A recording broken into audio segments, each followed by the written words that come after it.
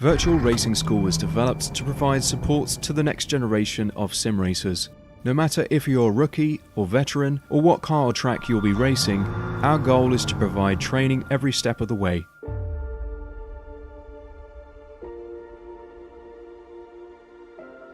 We found that iRacing can be quite difficult without proper training. There needed to be a way to prepare for on-track racing. With VRS, you can literally learn from the best sim racers in the world, including four-time NASCAR iRacing World Champion Ray Alfala. And Ray Alfala is a four-time champion of the NASCAR intensifies iRacing Series. Three-time iRacing Grand Prix World Champion Martin Kroenke. Martin Kroenke becomes a three-time world champion. Rallycross World Champion Mitchell de Jong. Mitchell de Jong is now champion for the iRacing Rallycross World Championship Series. And many other top sim racers. Data packs include everything you need to start learning. Our World Championship coaches create the data packs by setting a hot lap or a series of fast laps for you to compare, analyze, and replicate. Data packs also include a tutorial where the coach points out techniques they use to hit the fast lap. This gives you access to the latest driving techniques and setups before you even hit the track. Sign up for a free account and download the VRS telemetry logger. With this application running seamlessly in the background, your laps automatically start syncing to the VRS website. From there, you can analyze and compare two laps of your choice, whether it's your data, the coaches, or your teammates. VRS will automatically target improvement opportunities so you can get up to speed even faster.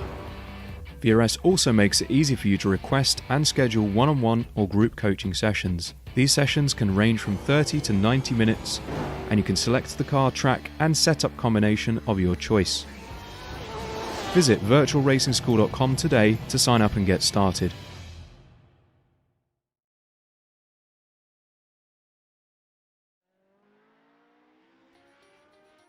Hello and welcome to the Radical Racing Challenge live on Apex Racing TV. My name is Sam Fitzpatrick, alongside me is Peter Mackay, Mark Tranter operating the cameras tonight. And we're here at a legendary Australian motorsports venue.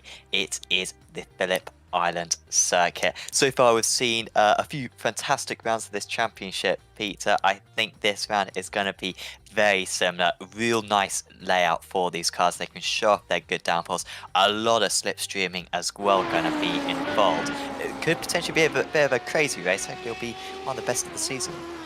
Oh, I am so excited for this one because Phillip Island is one of my favourite circuits anywhere in the world. It might be the favourite. I mean, I'm a huge fan of motorcycle racing, and both the World Superbike and the MotoGP meetings here are always absolute races for the ages. And quite fittingly, this Radical has not one but two motorbike engines in the back of it, welded together to make a V8 power unit. And of course, the draft that provided by these cars, the slipstream effect, very similar to motorcycle racing as well. So yes, I agree with you. It's going to be an absolute ripper of a race, and around a circuit that even on you could just run laps around here in this car on this circuit all day long. So you can see a few of the drivers certainly finding the limits of Parisian so far out there in qualifying. Yeah, you're pushing the cars to the absolute max. Pretty easy to pick up 1x's around this circuit, so you have got to be careful on the couple of qualifying laps that you've got to make sure that one of them is counted. Last time out we saw a dominant race victory for Kane Halliburton. I'm willing to put money on us not seeing a bigger winning margin for the rest of the season. I think Halliburton won by about 8 seconds in the end. After taking pole position, managed to pull away, and whilst the others were fighting, he absolutely sprinted away, and could have been more if he wasn't cruising by the end of the race. In qualifying, he is currently in pole position, 0.3 of a second clear, as the drivers put in their first lap times of this session. See a few new drivers as well, albeit we are starting to see some familiar faces return every single week, which should be good. You can see Pablo Lopez back there as well. Car number one, the highest I-rated driver out there And Halliburton's 3/10 of a second clear at the moment, Peter. That is unusual. That's even though some of the top guys haven't gone yet, that is still a very strong margin. As we see, what Lopez does nowhere near close enough. So Halliburton's looking strong once again. Yeah, that's not good for Lopez. Of course, had a spin on his opening lap, so we'll see if he's got one more left in the tank there. But yeah, Halliburton, I mean, nearly 3/10 of a second around such a short lap here at Phillip Island. That is mighty impressive. If you look at Paul Crabb in the beautifully British Jaguar paint scheme on another British car, of course, the Radical, made not too far from your neck of the woods in Peterborough. Is that not far away from where you are? Forgive my geography, Sam. Everywhere's far away from Norfolk. So Peterborough, yeah, it like 3 hours away, but that's nearer. It's closer than me, that's for sure. I'm about 9 hours away, I think, to Peterborough. But I'll tell you what, if you had one of these cars, that journey time would be reduced quite dramatically. For sure. I mean, that's our biggest weapon when it comes to football, because whenever we got home games, the other team's just thinking, my God, gotta go visit these guys. It's 6 hours away for pretty much everyone. Albeit that is for us for every away game, so it doesn't help too much. But no, yeah, absolutely nowhere. This place, though, of course, I didn't realise this, and I do feel a little bit stupid not knowing this until quite recently, as Ruben Rodriguez has a huge impact into the wall. This place is actually an island. It is a legit island, and of course you have the bridge just over, which is the only connection to mainland Australia. But Lopez, actually, where did Lopez go for his next lap? Second place, 2/10 of a second off Kane Halliburton, so it's not too bad for Lopez, but not quite the challenge that he wanted to pose. Yeah, that was a clutch lap. He really needed to make sure that lap counted, and getting on the front row alongside Halliburton, that's what he needed to do. He'll maybe be a little bit concerned about nearly being 2/10 of a second off the pace of Halliburton, but he's there to be right in the fight, and often we've seen it so many times here at Phillip Island in the motorcycle racing world in MotoGP, where as long as you've got roughly the same pace, it's more about your racecraft. As long as you're in that leading bunch, that's what you need to do to get the win here at Phillip Island. Yes, Phillip Island, a beautiful place. They've been racing here since 1928 on the island, when a British driver, ACR White, won the first ever Australian Grand Prix in an Austin 7 of all things. That is, again, I had no idea this place was so old, because you look at it and you don't think of it as obviously a brand new facility, but it's kind of got, I don't know, like Suzuka feels to it, like maybe 70s, 80s type. But yeah, that is remarkable how old it is. Yeah, well, the permanent circuit was built in 1956 and has gone through various owners since that, and it's been given quite a lot of development in the 80s off the back of Wayne Gardner's success in the Motorcycle World Championship. So yeah, it's had some ups and downs, and actually was between 1962 and 1978 was owned by Len Lukey, which is where the corner name Lukey Heights comes from. The corners around here are named very well. They are. Some of the best named corners. I think the Australians do it quite well. Hell Corner, obviously, at Bathurst is another iconic one, along with loads of others around there. We're visiting Oran Park in a couple of cities over the next few months, so I'll have to learn the corner names for that place as well. But no, this place is very much a fan favourite. Unfortunately, we don't really visit this place much. I don't think I've ever done a race around this place in my 500 odd starts on iRacing. But it'd be good if we could do more. By the way, the drivers have completed all their laps, so they're just playing in some extra practice.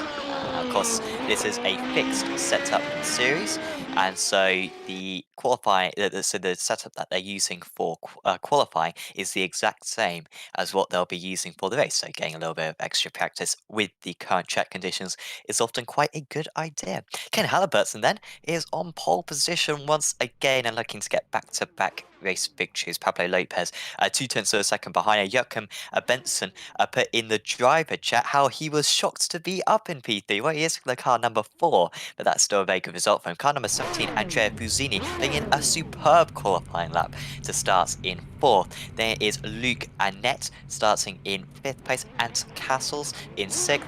Paul Crabb in 7th. There's Peter Velinda, Andres Friedrich, and Cedric Krolich rounding out the top 10. There's Ruben Rodriguez, Eric Hanoi, Michael Reinhardt, Kike Ming, much further down the order than we saw Kike last time. He got a podium from the back into Lagos. Dan Webster lines up in 15th. There's Shane Russell, Dennis Kurikopoulos in 17th place. There's Christian Streitenberger in 18th.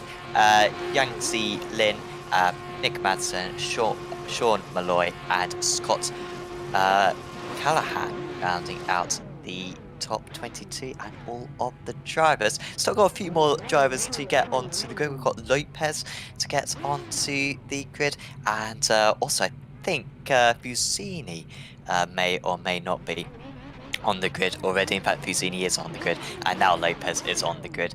And we actually have Nick Madsen, who may not be taking the start. Nick, very strong driver, of course, the defending Apex Racing Academy Porsche Cup champion. Fantastic to see him try his hand at the Radical, and you can just see him pop up in the background, so he is on the grid. And the lights are about to illuminate this circuit for week 4 of the Radical Racing Challenge. Halliburton from pole.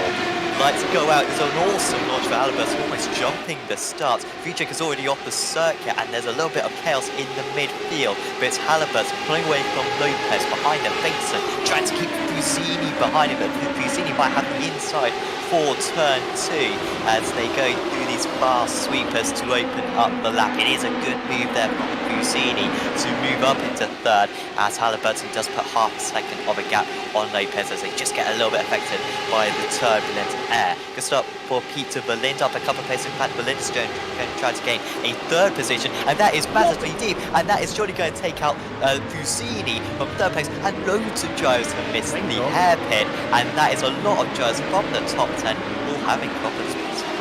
Oh my, oh, it's a spin for Crab in the Jaguar livery car, and Castles is off as well. It's absolute carnage. Of course, these Radical SR8s are so twitchy when the tyres are cold. You really need to get that tyre temperature, and of course you're putting so much demand on the tyre here at Phillip Island. And well, goodness me, coming down there through Stoner Corner into the Honda hairpin was it was almost like a game of 10-pin bowling there, but with V8 Radicals. That was extraordinary. That was really strange, wasn't it? Some very good drives. Seemed like one messed up, and then all the others were just surprised, and that's like rule number 1 around this circuit in real life and on the sim. Be careful going into that Honda hairpin, because it is easy to miss up, and if you do mess up, then you can cause that bowling pin effect. Madsen up into 10th place. He's up 10 places. I think that was Fusini actually just making back up that position, so good move there from Fusini.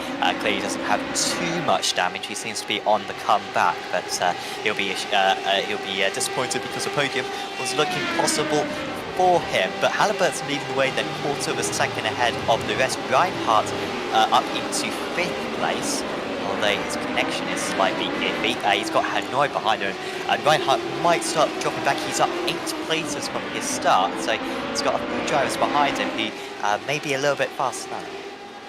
Yeah, and this is interesting. As we saw Lopez, he's just where he needs to be, right behind Ken Halliburton. Now, this will be interesting to watch when he comes onto the front straight, the Gardner straight downhill, where you get such a brilliant effect from the draft. So around the final corner they go, down through turn 12, all the way down, absolutely flat out, using that aerodynamic grip, and down the straight. Now, can we see Lopez? How much corner how much ground can he make up? He's making up a bit, but just seems that Halliburton's just getting that brilliant exit out of turn 12.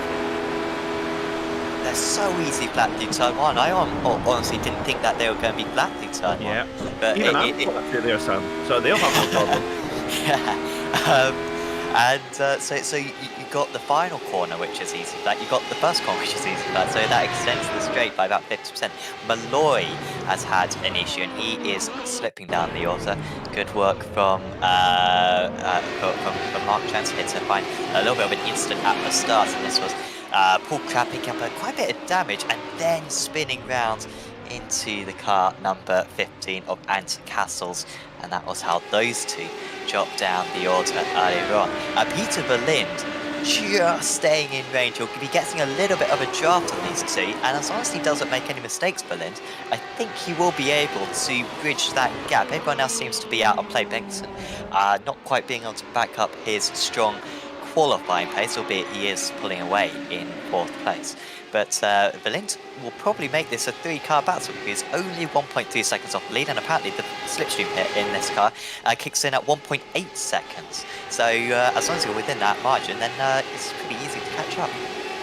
Absolutely. Well, and also if Lopez starts to go, if Lopez makes a move, and looking at our timing screen, it looks like he has off camera there on Halliburton. He's gone by into turn 1. Interesting. So, are we going to see this all race long? A typical turn 1 Phillip Island move here, down the Gardner Straight, gets a run, and really, Halliburton is absolutely defenceless. We see it all the time, really, really fast, going down into turn 1, absolutely flat, and makes it look quite easy. It's not, but made it look like it. And this is exactly what Velinda needs, is for these guys to trade places, because that'll just slow them down a fraction. And Velinda in that number 9 car, the flying barcode as we call it, or QR, is it more like QR code than a barcode actually, I would say. Dazzle camouflage maybe. I think that's what he needs, is Lopez and Halliburton to start trading places, slow the pace up, and all of a sudden we've got a 3-car punch-up. My C in A-level computer science can verify that that is a QR code. So that 2 years was worthwhile after all. Kike Ming, I don't know what's happened to Kike Ming, because obviously he was good in the first couple of rounds, up in the top 5 usually.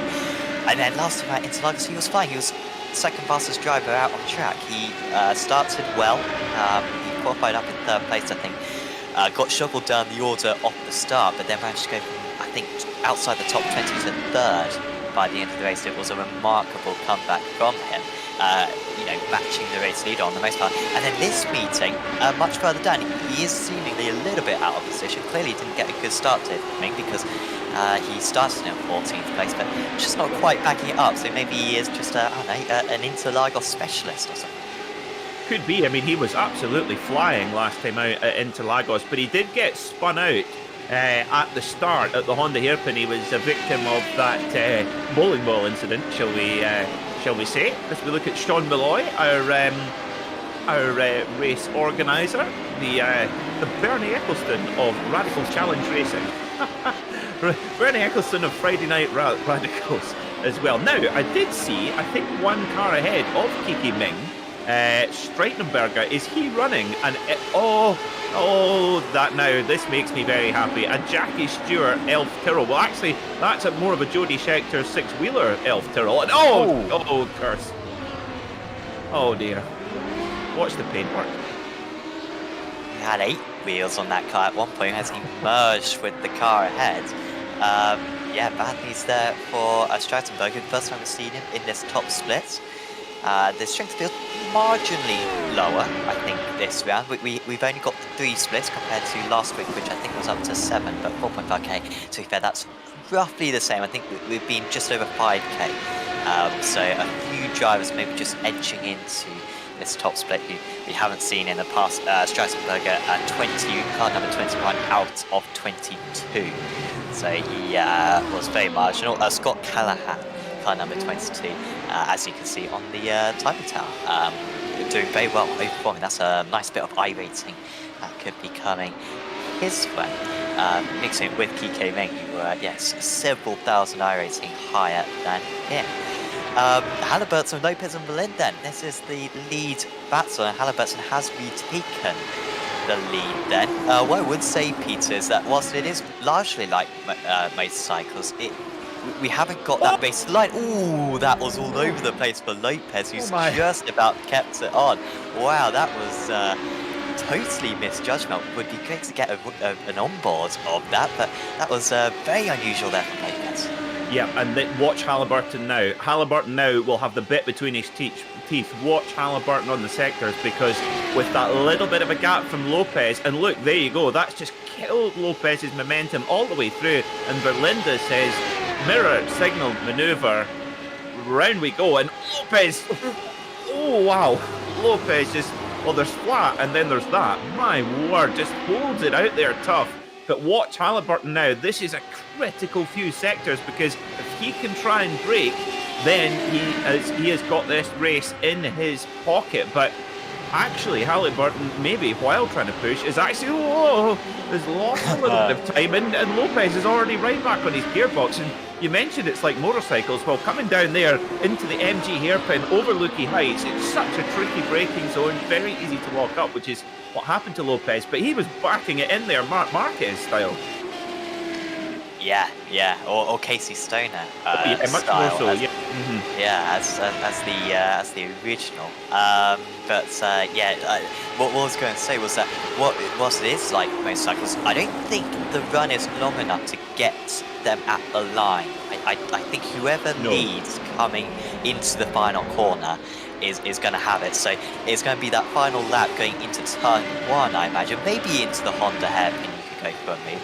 And maybe even later on in the lap into like Lukey Heights and stuff, you might be able to make a move. But I think it will be turn 1 on the last lap. I don't think they'll be able to leave it right to the last minute as Halliburton retakes the lead. I think, in fact, that was at turn 1. So Lopez getting back the lead. They're still 5 seconds ahead of Benson. So whilst they are battling, Benson is still not really gaining a whole lot of time, because he's fighting his own battles. He's got Reinhardt right behind him. He's got Webster, who's doing much better than qualifying. Webster with a poor qualifying down in 15th place. I recall battling him in the BSR Radical Series. We were quite evenly matched, I think, although I doubt I'd be anywhere near the level that these drivers are running, as Webster does go for the move again, and that is a very nice move there. Webster got it stopped, and he's up into 5th place.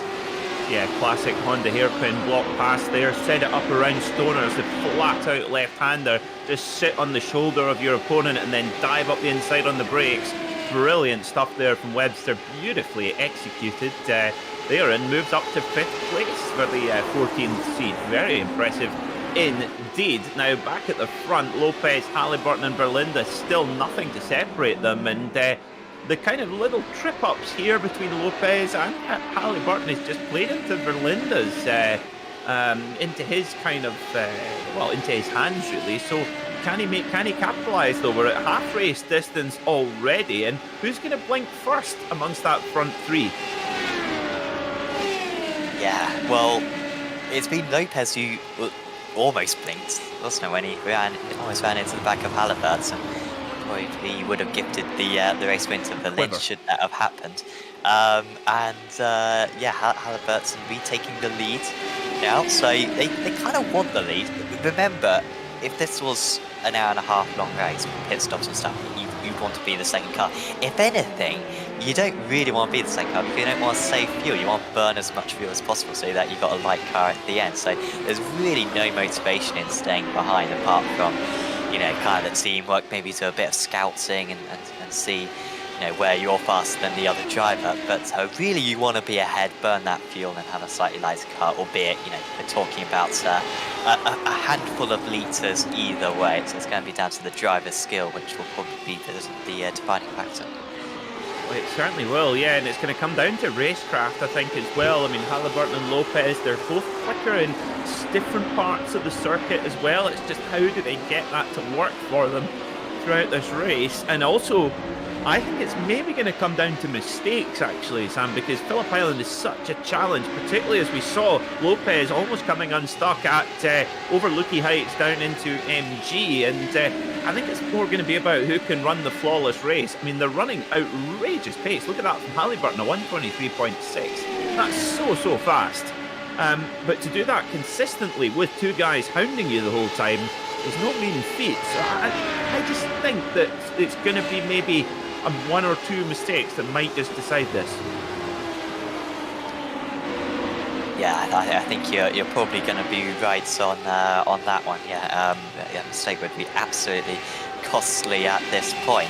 Webster's up into 4th place. Not sure if we saw the overtake for Webster. Hasn't exactly pulled away from Reinhardt, so they'll stay close. Also, Bengtson and Fusini were battling, but here is Webster. He's a decent far way back here, albeit I think this is the move on Bengtson rather than the move on Reinhardt. Albeit maybe this is a little bit early on again, the glitch out I think for Reinhardt just momentarily putting Webster ahead. But these guys have been ever so close throughout, and that's it. So really Webster all the way down to Shane Russell is the battle at the moment, and here was the move from Webster to get past Bengtson a couple of laps ago. Up into 5th place, and then he got past Reinhardt for 4th, and this was that move, and I think he's had to do this one the long way round. Now he's just tucked underneath, and the pink livery Bengtson that was, I believe, not being able to defend. Reinhardt actually back ahead now of Webster, so back up into 4th place now as well. Oh, and there goes Fusini as well. Fusini, of course, recovering after being... Well, he was definitely the 10-pin bowling pin rather than the 10-pin bowling ball in that first lap incident. But he's done a fantastic job to recover back to 6th position. We started up in 3rd place, but doing a fantastic job to make his way through. But Webster's been showing some great racecraft, that setting up that beautiful move through Stoners and then up the inside. Now, if you're thinking, why on earth are they talking about Stoners? We're not talking about the recreational activity, which is legal in certain countries. We're actually talking about Casey Stoner, the double world champion, and the man who won 6 Grand Prix in a row here at Phillip Island on his Ducati and then later his Honda. It's crazy. I did not realise that. I know Rossi. Didn't Rossi get like 12 consecutive podiums or something? You have to look at Stoner's tail unit most of the time. When they came here to Phillip Island, much like, it's strange. I mean, Mick Doohan was very, very fast here, and Wayne Gardner in 1989 and 1990, carrying his usual set of injuries, was just otherworldly. It's that national pride in winning in front of the home crowd. It means more than, I would say, more than anywhere else in the world. Oh, just Google Casey's. Oh, Webster, ouch, that's onto the grass. And, that's annoying because he's worked hard for those places. Remember, he got up into 4th place and just let that entire field go past. Kike Ming as well, catching up to these guys. He's now in the pack, so he'll do well to keep Ming behind him. He seems to be on a much better amount of form as he goes off the circuit, so Ming is totally ruined. What I was going to say, look how slow the car number 12 is as well. Madsen trying to take advantage of that. Ming puts him offline. Madsen will stay in 11th place. What I was going to say, I just googled Casey Stoner. Stoner is 35 years old, which is absolutely crazy how he's that young. Seeing that he retired at 27. Yeah. So how many races did he win in a row? 6 in a row from 2007 to 2012, the year when he retired. He'd already announced his retirement, and his last race on his birthday at Phillip Island he won, and he won by a postcode as well, which never happens here. They're always big bunch races. As a Rossi fan, he was annoyingly good, shall we say. Well, he was spectacular. I do recall, I think in 2011, I think he fell off at every other round. But when he was on it, he was... Oh no, 2011 he dominated, as we see Peter Velinda go for the lead. Yeah, there you go, yeah. That was a good move, wasn't it? 3 wide going down into turn 1. And Velinda leads this race for the first time. Yeah, I can't remember what season it was, but I feel like there was like maybe half a season where he was falling off every other round, often from the lead. But yeah, when he was on it, he was 2010. 2010, there you go. It was, yes, that was when the Ducati was particularly evil, and he was the only man who could get anything out of it as well. But this is brilliant stuff from Peter Velinda. 5, whoa, asking for the power there, and the car goes, whoa, maybe. 5 laps to go, and Velinda hits the front. It's almost as if he's just been watching Halliburton and Lopez knocking lumps out of each other and thinking, oh, just, okay, you guys are wounded enough now, but here goes Halliburton, he's not having it at all. Lopez has actually dropped back ever so slightly. I wonder if that's intentional. But here comes the Fordzilla driver at the back of shot there. Halliburton goes to the lead. Velinda tucks into second, but Lopez, oh my goodness gracious. How did Lopez stay on the circuit there? He's leaving nothing on the table. It's Lopez at the moment, as Velinda actually kicks up a bit of dirt.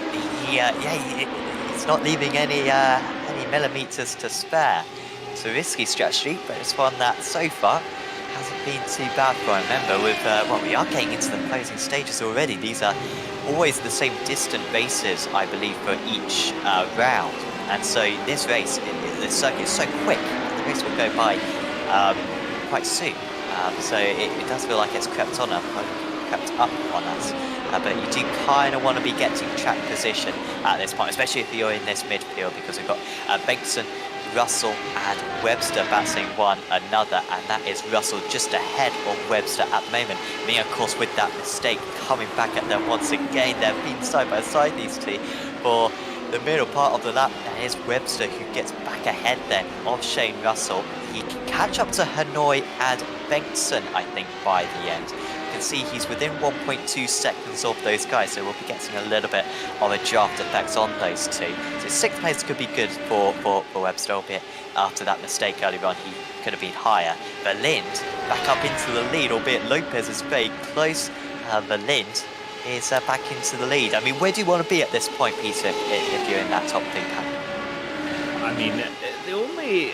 It's a tough one. There's a lot of ways to skin a cat. Depends how much pace you think you have.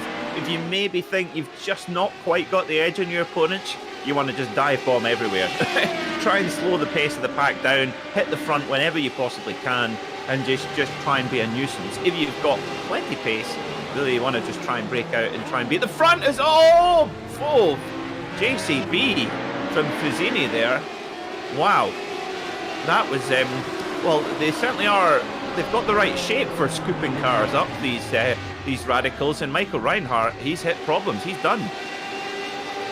Huge shame for Reinhardt, who was having a fantastic race. I believe that's the first time we've seen him in this in this top split as well, and it didn't work out for him. I'm just looking at the replay on the YouTube stream, and yeah, also probably a net code tap, to be fair, from Fusini. Yeah, spinning rounds and yeah, quite a bit of damage on these very brittle cars. Halliburton back into the lead then. Lopez spent a little bit of a while in 3rd place. He seems quite happy there, as we see Bengtson up against Fusini. And in fact, actually, Webster as well trying to battle with these guys as well. Fusini's going to move back ahead. He's been in the walls, does Fusini. He's made contact twice down at the Honda hairpin, but somehow hasn't picked up much area damage because he was storming down that straight. And Webster's going to take advantage of this as well. He'll have a good exit, and I think we'll be able to pull ahead going into the middle sector. Yeah, Webster hanging it all the way around the outside. He's going to try the same again at Stoners. He's now got the inside, leans on the brakes. Oh, but is Bengtson going to let him have it? He's going to have to tuck it in. And then they switch back for Siberia. This is just such a great layout for close racing. You've always got switchback opportunities, and Bengtson keeps Webster behind when it looked like he had that spot done. But back at the front, we're about to go. Oh, Halliburton. To go, and Halliburton's hit problems. He's off the circuit. Yeah, he's gone. Oh no, let's get a look then on our SDK Gaming replay. Kane Halliburton from the lead, coming over Lukey Heights. Is he going to do a Lopez? Hits the brakes hard. Oh, backs it up, hangs on to it just off the circuit and loops it. Oh, goodness me. Well, if Kane Halliburton could make that mistake, it probably gives you an idea just how devilishly difficult Lukey Heights and MG is as a sequence. It wasn't obviously bad driving, wasn't it? It wasn't as though he dipped the wheel onto the grass. It was kind of just like he caught a bump and just the car being unsettled. He hit the curb. Yeah, I think you're right, actually. Yeah, hit the curb and then kind of got a bobble and losing control of the car. Lopez back into the lead then, but Halliburton was the one that I was expecting that mistake from least. He doesn't, I don't think he's made a mistake this season. Halliburton has tended to be the fastest driver, albeit it's difficult to judge.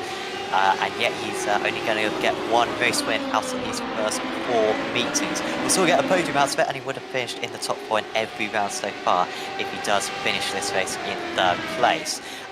Lopez though versus Velinda, I think we're going to have to cut to those guys just because, as we got Russell off the circuit, he's down into 9th place. But yeah, Lopez and Velinda, this could be where the race is decided. Whoever is ahead going into turn 2 will probably be the favourite for the race win. Lopez trying to pull away. He's breaking the draft now. And Velinda, I think he'll get close. But as we move on to the white flag, I don't think he'll be quite close enough to go for the move into turn 1 and into turn 2. It's easy flat through this turn 1. Defending there goes Lopez, but he's had to go the longer way round. And Velinda will push it all the way around the outside. Who's going to have the better exit between these two? Lopez will leave space for his rival on the outside. And now it's surely Velinda who's got a slightly more speed and will have the upper hand going into the Honda hairpin. It's half a tenth of a second between the two of them. Lopez drives it in mega deep. So too does Velinda. He goes in deep. Oh, and Lopez spins it. He was too eager to get on the throttle, and Lopez has made a mistake right at the pivotal moment. And Lopez and Halliburton, who were the favourites for the race, the two highest seeds, they have made mistakes, but it's Peter Velinda who's kept it on track. Brilliant stuff from Velinda. That's just pure pressure, and we talked about it. It was going to come down to mistakes, 1 or 2. Well, 1 each from Lopez and Halliburton, and Peter Velinda.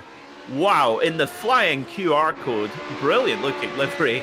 You scan it, you get a discount. Well, you scan it and you get a race win at Phillip Island. What brilliant drive, Sam. Really has been. We've seen some classic finishes so far this season, and that was another one. And it's Peter Velinda who wins at Phillip Island, and he should savour that one because he has beaten 2 of the best drivers in this radical SR8, and he's beaten them fair and square. Lopez and Halliburton running out the podium. Fusini somehow finishing in 4th place. He had all sorts of issues, but that'll be a nice iRacing game for him. Bengtson finishes in 5th place. Quite a bit of damage on Crab's car at the end. He couldn't quite get Rodriguez on the line. And we'll have the top 20 finishing the race. Reinhardt after that collision at the Honda hairpin wing finish, and Luke Annette as well after starting as high as 5th place on the grid. Also will be the other retiree. I mean, Spa was really good, Peter. I think you unfortunately missed the Spa round, but that one was probably on par with it. And what a finish between those top 3. Well, Phillip Island didn't let us down. I mean, that was just a classic Phillip Island competition where really it came down to racecraft. You might not have said that Lopez or that Velinda might have had the pace of Lopez or Halliburton, but he just edged his way up with just not making the mistakes. Lopez and Halliburton were just trading places back and forth. That slowed them up enough to get Velinda in that leading bunch, and he just didn't make the mistakes when the others did. A classic Phillip Island contest, and what fantastic entertainment here in the Radical Racing Challenge. You did call it. You did call that it would come down to mistakes, and that's what it did come down to in the end. And that's how Peter Velinda managed to get the race win. Lopez will be looking back at that one because he probably had the upper hand coming out of the Honda hairpin, but was too desperate to get on the power and spun around. Stays ahead though of Halliburton. That would be good for those two who are definitely the favourites for the official series championship. Andrea Fusini finished in 4th place. Watch out for him for future rounds. Joachim Bengtson will be very pleased with 5th. Eric Hanoi, good to see him out there in 6th place. Dan Webster was in 7th, and Kike Ming came strong near the end. He was only 13 seconds off the lead, was Ming actually, so it was just a rubbish qualifying for him, and if it weren't for that, I think he could have well been with those leading pack. Nick Madsen, good drive from him. Hopefully we'll see him in future rounds in 9th place. Dennis Kirikopoulos in 10th place. Scott Callahan finished in 11th. He started from the back to Callahan. Then it was Yangtze Lin, Ruben Rodriguez, Paul Crabb, Shane Russell, Ant Castles, Sean Malloy, Christian Streitenberger, Andreas Friedrich, Cedric College, Michael Reinhardt, and Luke Annett rounding out the field. So hopefully we have some interviews. It has become a bit of a staple of this series for us to scare away all the drivers and them not having a chat with us. And as per, currently none of the drivers are having a chat with us. No, I say that. Thank goodness. We've got Sean Malloy, who is going to be jumping into the commentary box with us. Hello, Sean. How are you doing? I'm well, thank you. How are you? Very well after that very entertaining race. We didn't see too much of yourself, unfortunately, but 17th place. Was it a fun race out there? Because it looked like the tow was absolutely massive out there. Yeah, the tow's been pretty critical all week. I'm a little bit disappointed because I'm terribly hungover. So my qualifying time was a full 1.2, 1.3 seconds off where I was qualifying, and I just knew it was going to be a tough battle, and I struggled. I was disappointed because I was kind of hoping to be up there with like Dan and Eric, and mid pack, but having a bit of fun. Nowhere near. I mean, Kane's a freak. Pablo too. Like those guys are just on another level. Yeah. What I will say is that considering that there's a bit of a stereotype against Aussies for drinking alcoholic beverages, you're not exactly doing the country proud to get rid of that stereotype. No. But Yeah. I thought I'd channel Wayne Gardner. It was very appropriate. But, yeah. Yeah, good effort still. I mean, you're only 24.5 seconds off the lead, so that is very impressive. How have you found these first 4 weeks? I believe this is your first time in the top split, but you must be delighted with how the radical community has grown over the last few seasons, because we've been getting like 5 or 6 splits for these races. Oh, the participation is amazing. The Spa was ridiculous. There was 9 splits, 220 registered drivers. Look, I know. I think overall, yeah, it's good. The broadcasters brought some new drivers in, but overall, I think like for a series that was pretty much struggling to get even a couple of races a week to go official a few years ago to now, it's great. Yeah, absolutely is. You've been around in the series for a while. We've so far had Pablo and Kane really going for the title. Would you're probably in a much better position than us to make a pick for who do you think's going to win this official series this season? Uh, yeah, look, I think those are obviously the two favourites. Pablo obviously does the VRS data pack for the Radical every week. Everyone knows he's a very good racer. Like, his racecraft is right up there. Kane, though, I mean, I think at the moment he's the number 1 driver in the Skip Barber as well. And I mean, that's a car that takes to be number 1. Like, there's a lot of people nipping at your heels. So. It's either those guys. But look, there's a whole bunch of drivers who can be right up there with them. I'd be embarrassed to even name anyone for lack of forgetting someone else. You know what I mean? Yeah, absolutely. Certainly has been very competitive so far. I think 4 different winners so far in the first 4 rounds. Next up, we've got Laguna Seca. You can't say that you dislike that circuit, because I believe you were a leading hand in deciding the schedule. So all these places, I assume, are your favourite circuits. Yeah, look, we put it to a vote. Personally, I enjoy Laguna. I'm not quick there at all. I've struggled with the setup that we have. It's I like there's some guys who really like it. Erend, Kiki, those guys love that track, and it'll be exciting to see how that race goes. Look, I wanted to go back. This is obviously I helped organise the broadcast race. This is my first. I've been in the seconds, battling around in the second split, crashing out there. So I was pretty excited to be up, and when I saw all the names ahead of me, I was like, oh yeah, I finally made it. But yeah, look, Laguna. It's going to be very tough because there's no tow, and the main straight is pretty short, so hard to overtake. It'll be interesting to see how the guys deal with that.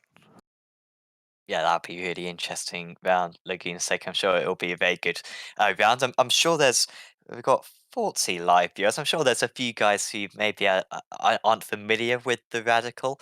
I mean, is there anything that you'd like to, say to anyone watching along who maybe has come across this car for the first time and is looking to take part in some of the racing?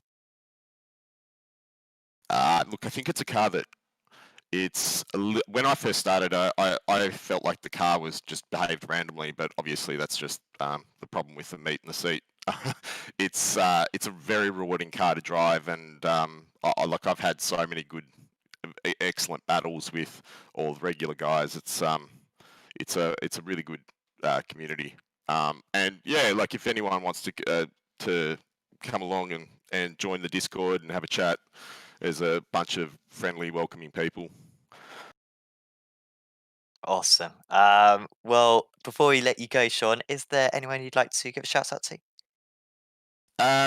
Yeah, I look just everyone who donated. Obviously, this is a community-funded event, and there's a list of guys who all donated. A bunch of them have donated who have they won't make the top split. Maybe if the stars aligned, and they knew that when they donated. So it was really appreciative. I was really appreciative of everyone who donated and got this. And we actually raised more money than we needed, so we've got a bit towards the next season already. So yeah, thanks to everyone, and thanks to you guys too, but for doing what you do. Awesome. But very much appreciate it, Sean. It's been a pleasure to broadcast this show so far, and hopefully we'll see you back up in the top split for next week. Great. Thanks, guys. Sean Malloy there finishing in 17th place tonight, and also one of the probably the leading member of the Radical community. We've got a couple more interviews, Peter. This is lovely. They take a while to come in, but when they do, it's like a London taxi. Who would you like to have a chat with? Well, actually, I want to have a chat to Dan Webster, actually, because I want to hear a bit about some of his overtaking maneuvers. Dan Webster, welcome to the Apex Racing TV commentary box. How did you find that one out at Phillip Island today? Fantastic. Yeah, really good fun. Managed to do quite well just by staying out of trouble. Oh, you certainly did, but you weren't shy of making an overtaking maneuver, of course, pulling off the classic Phillip Island around Stoner Corner on the outside and then down the inside at Honda. Are you a MotoGP fan? Do you learn a few tricks from those guys? I used to be when it was on TV, but now you have to pay for it. I don't watch MotoGP, I'm afraid. I'm a Formula One fan. I see, which you also have to pay for. Yeah, quite. It's a nightmare, isn't it? It's not fair. We should bring back the BBC. Now, I'm looking. Our viewers can't see this, but I see a Lotus Elise on your profile picture, if I'm not mistaken. Yes. Are you a Lotus fan? Yeah, I build them for a living, so yeah, I'm a fan, big fan. So you work for Lotus? No, I run a little specialist company that does engine conversions in them. So I fit Honda Civic Type R engines in the back of them. Oh golly! Well, I had an Exige V6 and I absolutely loved it, which had another Japanese engine. It had a Toyota engine in the back of it. But yeah, they're excellent. Yeah. Oh, I loved it. Now, Dan, how have you been enjoying the season so far here in the Radical Racing Challenge? Excellent. I mean, Radical really is the only car that I drive. Although I've been on iRacing for a long time, I was very infrequent for the first 10 years or so. And then in the last 18 months, I've really got hooked. But the Radical's been the only car for me since day one, really. But yeah, this season with the broadcast races, it's attracted some extremely quick drivers. So it's a big challenge now. Well, you certainly acquitted yourself very, very well indeed, Dan. Before we let you go, is there anyone you'd like to give a shout out to here on the live broadcast? Oh, not that I can think of, to be honest. Honda for their fantastic engines, which you put. Yeah, Apart from Honda and Lotus, yeah. Fantastic stuff. Well, Dan, thanks so much for coming in to have a chat with us, and hopefully we'll chat to you again very soon after another Radical race. Yeah, pleasure. Thank you.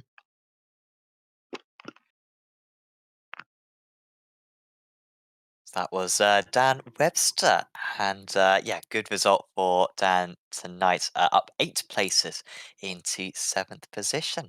We're gonna have a chat as well with our 2nd place man. It is Pablo Lopez. Pablo, congratulations out there, 2nd place. But what are your emotions like now? Because the race win was so nearly there. Yeah, I feel good because I didn't kill myself in the spin, but but I feel bad because I had a chance today, and also I could just get a little bit more points in between me and Kane, and finally couldn't, just a position in front of him. We had a good battle.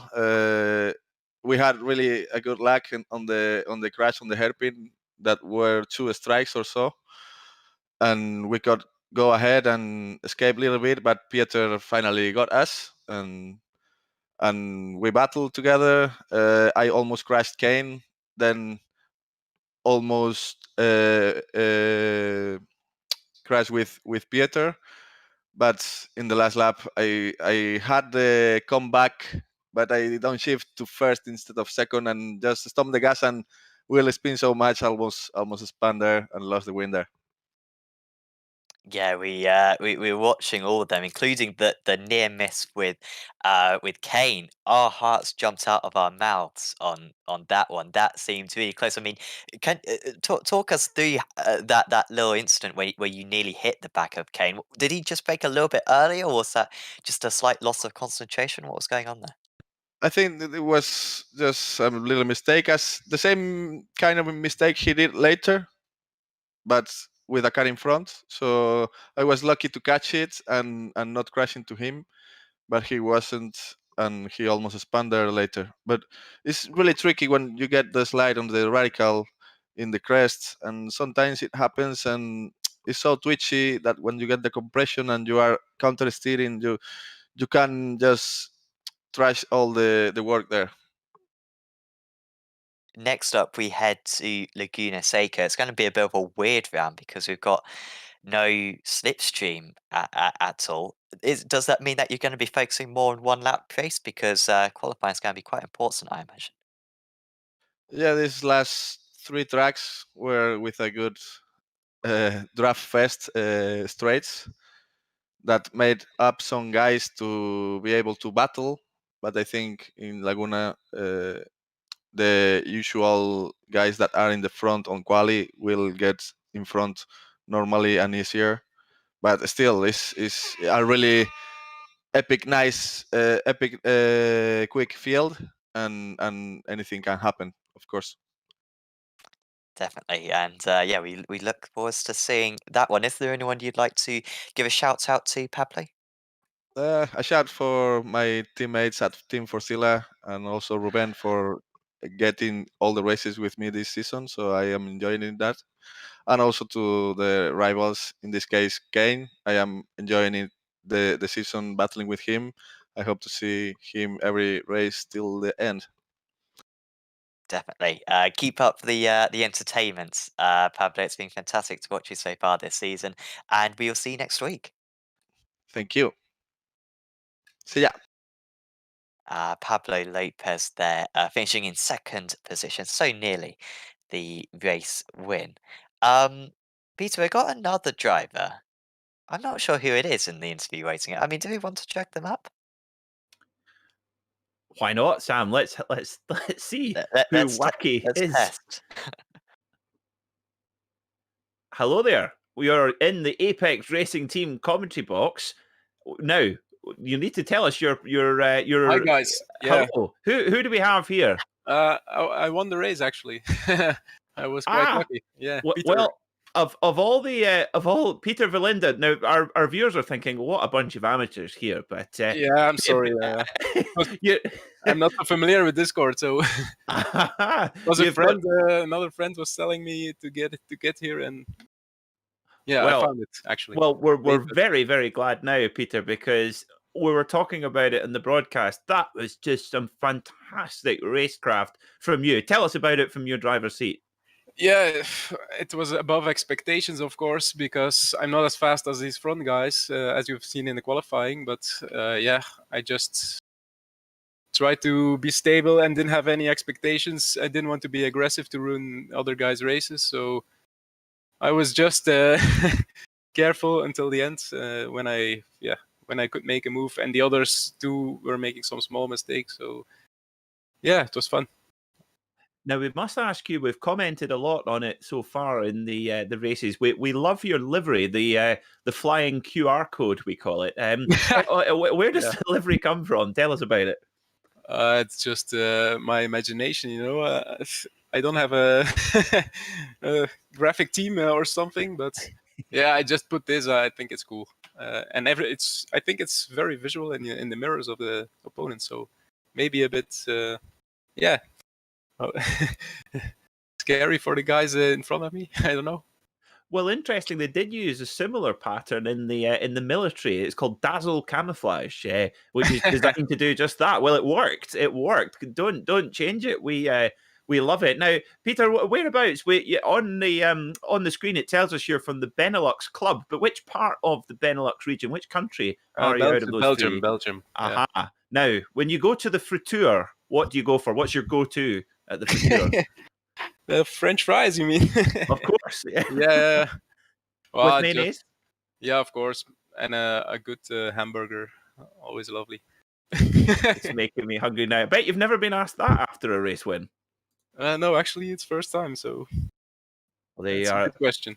Well, Peter, thank you so much for coming in to speak to us. We're glad you did. Your name is now showing up on our screen, so we'll know for next time. I see. Yeah. Nice. Hopefully, we'll get to speak to you again very soon. Thank you so much, and thank congratulations you for on a great race. Yeah, thanks, guys. Bye.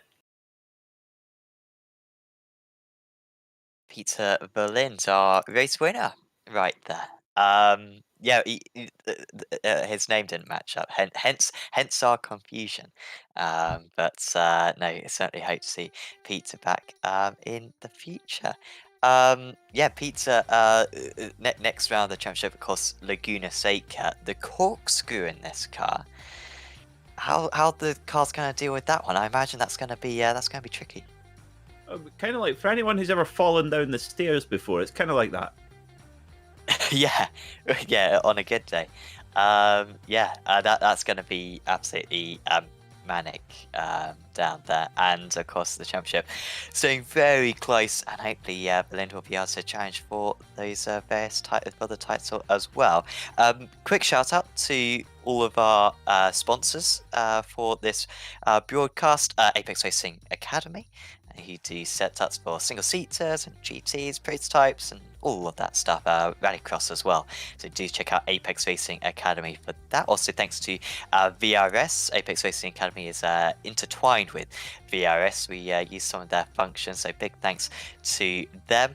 Also, thanks to SDK Gaming, who provide this brilliant overlay for us, and you can download a very similar overlay for yourself and do customization on it. And you can also get a HUD as well, a heads-up display for when you're racing.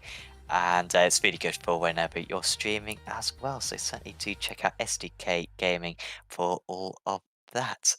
We'll be back with you then on Apex Racing TV for the Radical Racing Challenge next week at the same time. Of course, that will be round 5 of the championship from Laguna Seca. But there's loads of other action as well happening on Apex Racing TV. So make sure to subscribe. We've got the Apex Racing League Touring Car Championship starting up on Thursday. That'll be me and Peter presenting that one. So I really recommend checking that one out. That's a classic series, and will be sure to be an epic start of the season at Silverstone next Thursday. But certainly do make sure you check out this stream for next week as well. And also check out the Radical Racing Challenge as well on iRacing. Take part in an official race, do a few practice sessions, because it is one of the best cars in the service. But for now, from myself, Sam Fitzpatrick, from Peter Mackay, and from Mark Tranter, we are going to say goodbye, and we will see you next time.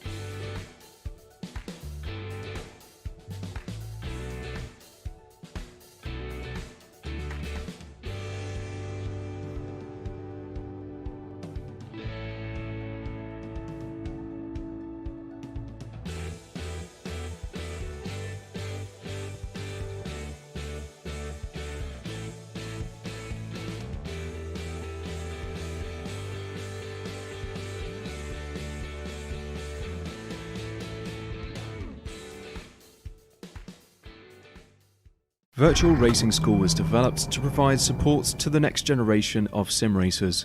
No matter if you're a rookie or veteran or what car or track you'll be racing, our goal is to provide training every step of the way.